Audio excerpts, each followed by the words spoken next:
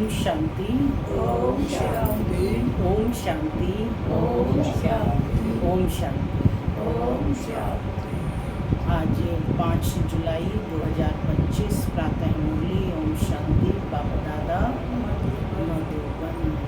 आज मीठी मधुर मुरली में बाबा ने इस अंतिम पुरुषार्थी जो ये शरीर है इसकी वैल्यू बताई है। ये टूटा फूटा है, जड़ जड़ीभूत हो चुका है, लेकिन इसी में आपको परमात्मा का परिचय मिला है। तो इसकी अंतिम पुरुषार्थी शरीर की कितनी वैल्यू है आज की मुरली में बाबा ने बताई है।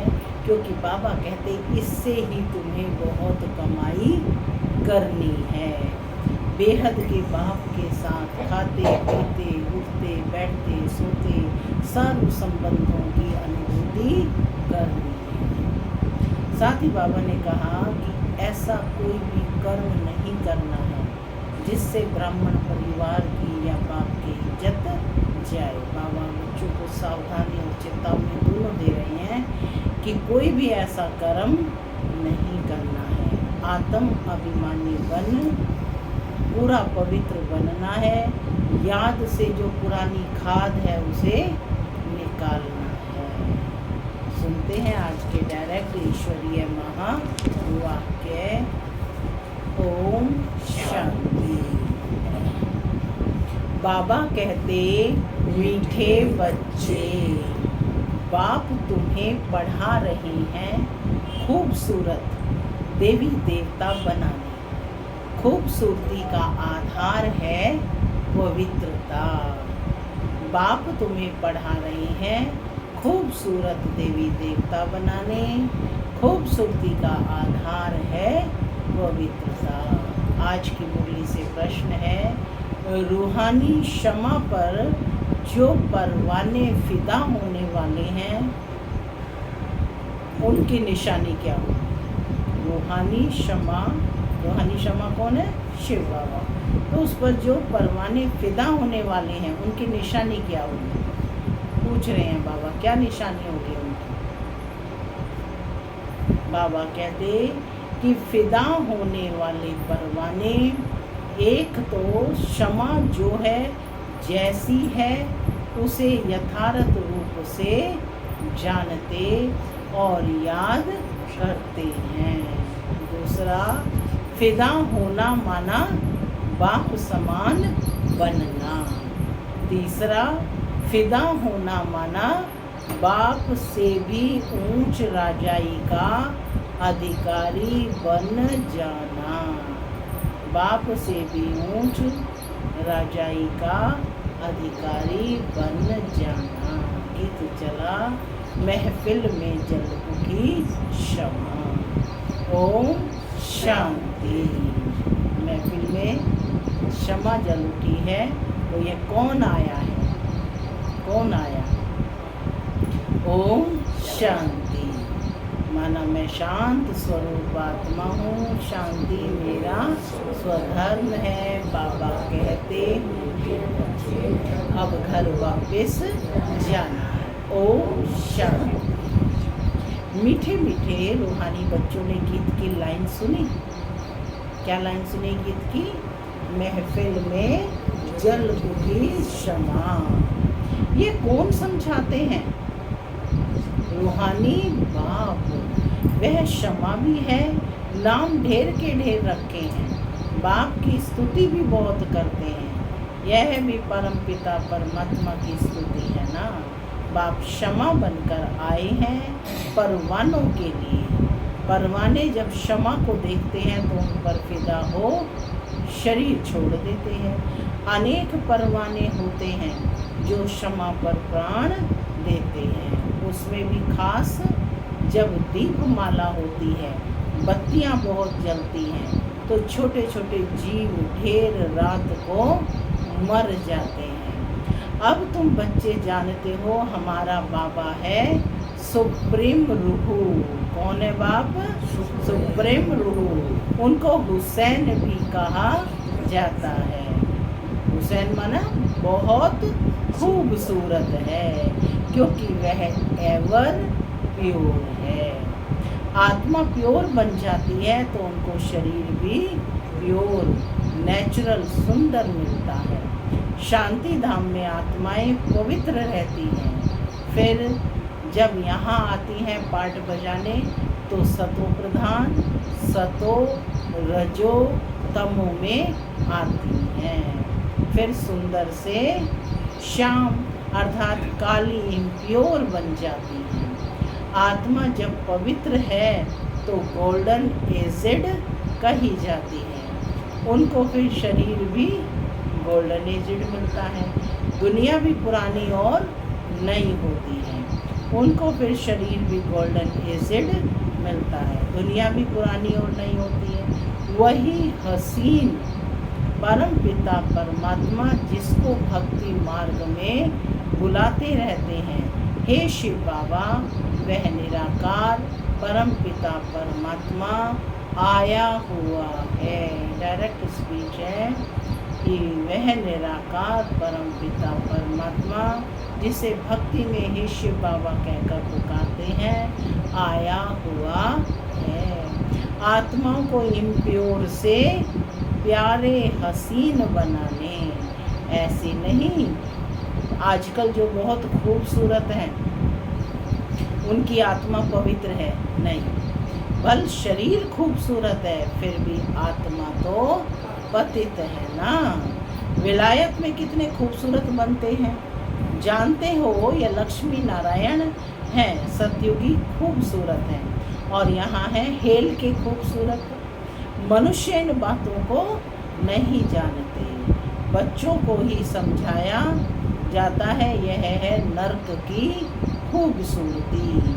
हम अभी स्वर्ग के लिए नेचुरल सुंदर बन रहे हैं। क्या कहा बाबा ने?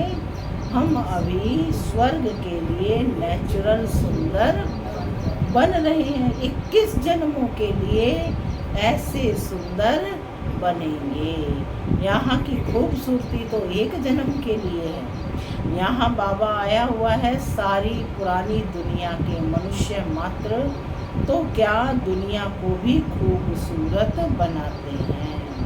सतयुग नई दुनिया में थे ही खूबसूरत देवी देवताएं, वह बनने के लिए अभी तुम पढ़ते हो। बाप को क्षमा भी कहते हैं। अभी ऊपर क्या कहा बाप को? हुसैन, जो सबसे खूबसूरत है, और बाप को क्षमा भी कहते हैं, परंतु है परम आत्मा। जैसे तुमको आत्मा कहते हैं वैसे उनको परमात्मा कहते हैं। तुम बच्चे बाप की महिमा गाते हो, बाप फिर बच्चों की महिमा करते हैं। तुमको ऐसा बनाता हूँ जो मेरे से भी ऊंच तुम्हारा मर्तबा है, बाबा से भी ऊंच मर्तबा है। मैं जो हूँ, जैसा हूँ, जैसे मैं पाठ बजाता हूँ, यह और कोई नहीं जानते। अभी तुम बच्चे जानते हो कैसे हम आत्माएं पाठ बजाने के लिए परम धाम से आती हैं। हम शूद्र कुल में थी, फिर अब ब्राह्मण कुल में आए हैं। सब शुद्ध से क्या बन गए? ब्राह्मण। यह भी तुम्हारा वर्ण है और कोई धर्म नहीं, और कोई धर्म वालों के लिए यह वर्ण नहीं है। ये केवल हिंदू धर्म में ही ये वर्ण होते हैं ना, बाकियों में ये वर्ण नहीं है। उनका तो एक ही वर्ण है, क्रिश्चियन ही चले आते हैं। हाँ, उनमें भी सतो रजो तमो में आते हैं, बाकी यह वर्ण तुम्हारे लिए है। सृष्टि भी सतो रजो तमो में आती है। यह सृष्टि का चक्र बेहद का बाप बैठ समझाते हैं। जो बाप ज्ञान का सागर, पवित्रता का सागर है, खुद कहते हैं मैं पुनर्जन्म नहीं लेता हूँ। क्या कहा बाबा ने? मैं पुनर्जन्म नहीं लेता हूँ। बल शिव जयंती भी मनाते हैं, परंतु मनुष्यों को यह पता नहीं है कि कब आते हैं। उनकी जीवन कहानी को भी नहीं जानते।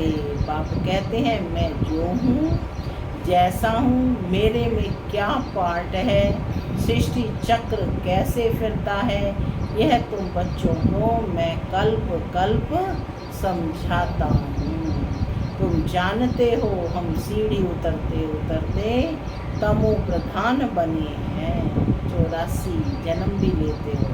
पिछाड़ी में जो आते हैं उनको भी सतो रजो तमो में आना ही है। तुम तमो प्रधान बनते हो तो सारी दुनिया तमो प्रधान बन जाती है। फिर तुमको तमो प्रधान से सतो प्रधान जरूर बनना है। यह सृष्टि चक्र फिरता रहता है। अभी है कलयुग, उसके बाद फिर सतयुग आएगा। कलयुग की आयु पूरी हुई। बाप कहते हैं मैंने साधारण तन में हुबहू कल्प पहले मौफिक प्रवेश किया है। डायरेक्ट ईश्वरीय महावाक्य है कि मैंने साधारण तन में हुबहू कल्प पहले मौफिक प्रवेश किया है। फिर से तुम बच्चों को राजयोग सिखाने। योग तो आजकल बहुत है। बैरिस्ट्री योग, इंजीनियरिंग योग, बैरिस्ट्री पढ़ने के लिए बैरिस्टर के साथ बुद्धि का योग लगाना होता है। हम बैरिस्टर बन रहे हैं तो पढ़ाने वाले को याद करते हैं। उनको तो अपना बाप अलग है, गुरु भी होगा तो उनको भी याद करेंगे। तो भी बैरिस्टर के साथ बुद्धि का योग रहता है। आत्मा ही पढ़ती है, आत्मा ही शरीर द्वारा जज बैरिस्टर आदि बनती है। सभी अलर्ट होकर के बैठेंगे, सीधे अलर्ट होकर। आत्मा ही शरीर द्वारा जज बैरिस्टर आदि बनती है। अभी तुम बच्चे आत्म अभिमानी बनने के संस्कार अपने में डालते हो। कौन से संस्कार डालते हो? आत्म अभिमानी बनने के। अब संस्कार डालेंगे तो वो देवताओं में संस्कार होंगे ना, प्रारब्ध में। तो बाबा ने आकर के सबसे पहले क्या कहा? तुम शरीर नहीं, तुम आत्मा हो। तो बाबा कहते हैं अभी तुम बच्चे आत्म अभिमानी बनने के संस्कार अपने में डालते हो। आधा कल्प देह अभिमानी रहे। अब बाप कहते हैं देही अभिमानी बनो। आत्मा में ही पढ़ाई के संस्कार हैं। मनुष्य आत्मा ही जज बनती है। अभी हम विश्व का मालिक देवता बन रहे हैं। पढ़ाने वाला है शिव बाबा परम आत्मा। वही ज्ञान का सागर, शांति का सागर, संपत्ति का सागर है। यह भी दिखाते हैं कि सागर से रत्नों की थालियां निकलती हैं। ये है भक्ति मार्ग की बातें। बाप को रेफर करना पड़ता है। बाप समझाते हैं। यह है अविनाशी ज्ञान रत्न। बाबा रोज क्या दे रहे हैं? अविनाशी ज्ञान रत्नों की थालियां भर भर कर दे रहे हैं। इन ज्ञान रत्नों से तुम बहुत साहूकार बनते हो। फिर हीरे जवाहर भी तुमको बहुत मिलते हैं। यह एक एक रत्न लाखों रुपयों का है जो तुमको इतना साहूकार बनाते हैं। तुम जानते हो भारत ही वाइसलेस वर्ल्ड था। उसमें पवित्र देवताएं रहते थे। अभी सांवरे अपवित्र बन गए हैं। आत्माओं और परमात्मा का मेला होता है। आत्मा शरीर में है तब ही सुन सकती है। आत्मा शरीर में रहकर ही कार्य कर सकती है। बिना शरीर के आत्मा ना कोई ज्ञान सुन सकती है, ना कोई कार्य कर सकती है। परमात्मा भी शरीर में आता है। आत्मा और परमात्मा का घर शांति धाम है। वहाँ चुरपुर कुछ भी नहीं होती। वहाँ तो क्या है? साइलेंस ही साइलेंस है। यहाँ परमात्मा बाप आकर बच्चों से मिलते हैं, शरीर सहित मिलते हैं। वहाँ तो घर है, वहाँ विश्राम पाते हैं। अभी तुम बच्चे पुरुषोत्तम संगम युग पर हो, बाकी दुनिया कलयुग में है। बाप बैठ बच्चों को समझाते हैं कि भक्ति मार्ग में खर्चा बहुत करते हैं, चित्र भी बहुत बनाते हैं, बड़े बड़े मंदिर बनाते हैं। नहीं तो श्री कृष्ण का चित्र घर में भी तो रख सकते हैं। बहुत सस्ते चित्र होते हैं। फिर इतना दूर दूर मंदिरों में क्यों जाते हैं? यह है भक्ति मार्ग। सतयुग में यह मंदिर आदि होते नहीं, वहाँ है ही पूज्य घर ही शिवालय है ना, वहाँ सभी हैं पूज्य। कलयुग में है पुजारी, तुम अभी संगम युग का पूज्य देवता बन रहे हो, अभी तुम ब्राह्मण बने हो। इस समय तुम्हारा यह अंतिम पुरुषार्थी शरीर मोस्ट वैल्यूएबल है, इनमें तुम बहुत कमाई करते हो, है ना। ये शरीर कैसा है?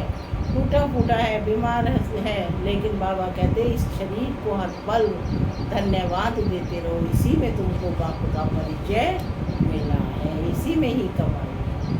बेहद के बाप के साथ तुम खाते पीते हो, पुकारते भी हो उनको, ऐसे नहीं कहते श्री कृष्ण से खाऊं, बाप को याद करते हैं कि तुम माता पिता हम बालक तेरे, तुम्हारी कृपा से सुख घनेरे। बालक तो बाप के साथ खेलते रहते हैं, श्री कृष्ण के हम सब बालक हैं, ऐसे तो नहीं कहेंगे, कहेंगे ऐसे श्री कृष्ण के हम बालक हैं। सभी आत्माएं परम पिता परमात्मा के बच्चे हैं। तुम कहते ही हो बाप दादा, तो जैसे घर हो गया, बाप दादा और बच्चे, यह ब्रह्मा है बेहद का रचयिता। बाप इनमें प्रवेश कर इनको अडॉप्ट करते हैं, इनको कहते हैं तुम मेरे हो। यह है मुख वंशावली, जैसे स्त्री को भी अडॉप्ट करते हैं ना, वह भी मुख वंशावली ठहरी, कहेंगे तुम मेरी हो, फिर उनसे कुख वंशावली बच्चे पैदा होते हैं। यह रस्म कहाँ से चली? बाप कहते हैं मैंने इनको अडॉप्ट किया है ना, इन द्वारा तुमको अडॉप्ट करता हूँ कि तुम मेरे बच्चे हो। परंतु यह है मेल तुम सभी को संभालने के लिए। फिर सरस्वती को भी अडॉप्ट किया, उनको माता का टाइटल मिला। सरस्वती नदी, यह नदी माता हुई ना, बाप सागर है, यह भी सागर से निकली हुई है। ब्रह्मपुत्रा नदी और सागर का बहुत बड़ा मेला लगता है। कहाँ लगता है? कलकत्ता में गंगा सागर है ना, वहाँ लगता है। ऐसा मेला और कहाँ लगता नहीं है। वह है नदियों का मेला, यह है आत्माओं और परमात्मा का मेला। वह भी जब शरीर में आते हैं तब ये मेला लगता है। बाप कहते हैं मैं हुसैन हूँ, मैं इनमें कल्प कल्प प्रवेश करता हूँ। ये ड्रामा में नूंद है, तुम्हारी बुद्धि में सारे सृष्टि चक्र का ज्ञान है। इनकी आयु 5000 वर्ष है। सृष्टि चक्र की आयु कितनी है? इस बेहद की फिल्म से फिर हद की फिल्म बनाते हैं। जो पास्ट हो गया, जो प्रेजेंट, सो प्रेजेंट होता है, प्रेजेंट फिर फ्यूचर बनता है, जिसको फिर पास्ट कहा जाएगा। पास्ट होने में कितना समय लग गया, नई दुनिया में आए कितना समय पास्ट हुआ? 5000 वर्ष। तुम अभी हर एक स्वदर्शन चक्रधारी हो। बाबा बच्चे को टाइटल दे रहे हैं कि तुम सभी कौन हो? स्वदर्शन चक्रधारी, अर्थात इस चक्र में अपने दर्शन करो, हम कब क्या थे। ठीक है ना। स्वदर्शन चक्र क्या है? ये 5000 वर्ष का चक्र है, इसमें स्व के दर्शन करो। तो बाबा कहते हैं कि इनकी आयु 5000 वर्ष है। तो जिसको फिर पास्ट कहा जाता है, पास्ट होने में कितना समय लगता है? नई दुनिया में आए कितना समय पास्ट हुआ? 5000 में। और तुम अभी हर एक स्वदर्शन चक्रधारी हो। तुम समझते हो हम पहले ब्राह्मण थे फिर देवता बने। तुम बच्चों को अभी बाप द्वारा शांति धाम सुख धाम का वर्षा मिलता है। बाप आकर के 3 धर्म इकट्ठा स्थापन करते हैं, बाकी सब का विनाश करा देते हैं। वापिस ले जाने वाला तुमको सतगुरु बाप मिला है, बुलाते भी हैं हमको सदगति में ले जाएं। शरीर को क्लास कराओ, ऐसी युक्ति बताओ जो हम शरीर छोड़ शांति धाम में चले जाएं। गुरु के पास भी मनुष्य इसलिए जाते हैं, परंतु वह गुरु तो शरीर से छुड़ाकर साथ में नहीं ले जा सकते हैं या पतित पावन है ही एक बाप, तो वह जब आते हैं तो जरूर पावन बनना पड़े। बाप को ही कहा जाता है कालों का काल, महाकाल। सभी को शरीर से छुड़ाकर साथ ले जाते हैं। यह है सुप्रीम गाइड। अभी कहा था सुप्रीम रूह है, अब है सुप्रीम गाइड। सभी आत्माओं को वापस ले जाते हैं। यह अच्छी शरीर है, इनके बंधन से छूटना चाहते हैं। कहाँ शरीर छूटे तो बंधन छूटे। अभी तुमको इन सब आसुरी बंधनों से छुड़ाकर सुख के दैवी संबंध में ले जाते हैं। तुम जानते हो हम सुख धाम में आएंगे वाया शांति धाम। फिर दुख धाम में कैसे आते हो यह भी तुम जानते हो। अब मैंने कहा अब सृष्टि चक्र की तुम्हें पूरी नॉलेज मिली है। बाप आते ही हैं शाम से सुंदर बनाने। बाप कहते हैं मैं तुम्हारा ओबीडियंट सच्चा फादर भी हूँ। फादर हमेशा ओबीडियंट होता है, सेवा बहुत करते हैं, खर्चा कर पढ़ाकर फिर सब धन दौलत बच्चों को देकर खुद जाए, साधुओं का संग करते हैं, अपने से भी बच्चों को ऊंच बनाते हैं। यह बाप भी कहते हैं मैं तुमको डबल मालिक बनाता हूँ। तुम विश्व का भी मालिक तो ब्रह्मांड का भी मालिक बनते हो।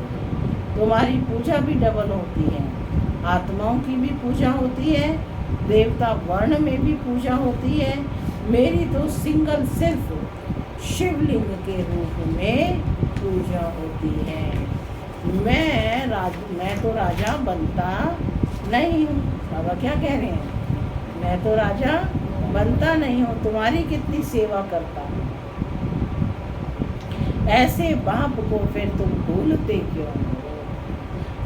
हे आत्मा, अपने को आत्मा समझ मुझे याद करो तो तुम्हारे विकर्म विनाश होंगे। तुम किसके पास आए हो? पहले बाप फिर दादा, अभी फादर, फिर ग्रेट ग्रेट ग्रैंड फादर, आदि देव एडम, क्योंकि बहुत बिरादरियां बनती हैं ना। शिव बाबा कोई ग्रेट ग्रेट ग्रैंड फादर कहेंगे क्या? क्या शिव बाबा को कहेंगे? नहीं ना। भूलेंगे तो पावन कैसे बनेंगे? बाप पावन बनने की युक्तियाँ बतलाते हैं। इस याद से ही खाद निकलेगी। माने जितना बाप की याद में रहेंगे उतना खाद निकलती जाएगी। यानी खाद से मतलब जो भी मिलावट आत्मा में हुई है वह दूर होती जाएगी। बाप कहते हैं मीठे मीठे लाडले बच्चे, देह अभिमान छोड़ आत्म अभिमानी बनना है, पवित्र भी बनना है। काम महा शत्रु है, यह एक जन्म मेरे खातिर पवित्र बनो। लौकिक बाप भी कहते हैं ना, कोई गंदा काम नहीं करो, मेरे दाढ़ी की लाज रखो। पारलौकिक बाप भी कहते हैं मैं पावन बनाने आया हूँ, अब काला मुँह मत करो, नहीं तो इज्जत गंवाएंगे। सभी ब्राह्मणों की और बाप की भी इज्जत गंवा देंगे। लिखते हैं बाबा हम गिर गया, काला मुँह कर दिया। बाप कहते हैं मैं तुमको हसीन सुंदर बनाने आया हूँ और तुम फिर काला मुँह करते हो, माने विकारों में जाते हो। तुम्हें तो सदा हसीन बनने का पुरुषार्थ करना है। अच्छा मीठे मीठे सिकी लदे बच्चों प्रति माता पिता बाप दादा का रूहानी बाप की रूहानी बच्चों को नमस्ते। हम रूहानी बच्चों की रूहानी माता पिता बाप दादा को याद प्यार उन्होंने हो। नमस्ते नमस्ते सदा नमस्ते नमस्ते। चलो धारणा के लिए मुख्य सार पहला, यह अंतिम पुरुषार्थी शरीर बहुत वैल्यूएबल है, इसमें बहुत कमाई करनी है। बेहद के बाप के साथ खाते पीते उठते बैठते बैठते सर्व संबंधों की अनुभूति करनी है। दूसरा, कोई भी ऐसा कर्म नहीं करना है जिससे ब्राह्मण परिवार की व बाप की इज्जत जाए। आत्म अभिमानी बन पूरा पवित्र बनना है। याद से पुरानी खाद निकालनी है। आज का वरदान है, सुनने के साथ साथ स्वरूप बन मन के मनोरंजन द्वारा सदा शक्तिशाली आत्मा भव। रोज मन में स्व के प्रति या औरों के प्रति उमंग उत्साह का संकल्प लाओ। स्वयं भी उसी संकल्प का स्वरूप बनो और दूसरों की भी सेवा में भी लगाओ, तो अपनी जीवन भी सदा के लिए उत्साह वाली हो जाएगी और दूसरों को भी उत्साह दिलाने वाले बन सकेंगे। जैसे मनोरंजन प्रोग्राम होता है, ऐसे रोज मन के मनोरंजन का प्रोग्राम बनाओ। जो सुनते हो उसका स्वरूप बनो तो शक्तिशाली बन जाएंगे। स्लोगन है, दूसरों को बदलने के पहले स्वयं को बदल लो, यही समझदारी है। अव्यक्त इशारे संकल्पों की शक्ति जमा कर श्रेष्ठ सेवा के निमित्त बनो। सबसे तीव्र गति की सेवा का साधन है शुभ और श्रेष्ठ संकल्पों की शक्ति। जैसे ब्रह्मा बाप श्रेष्ठ संकल्प की विधि द्वारा सेवा की वृद्धि में सदा सहयोगी हैं। विधि तीव्र है तो वृद्धि भी तीव्र है। ऐसे आप बच्चे भी श्रेष्ठ शुभ संकल्पों से में संपन्न बनो। ऐसे आप बच्चे भी श्रेष्ठ शुभ संकल्पों में संपन्न बनो। ओम शांति, ओम शांति।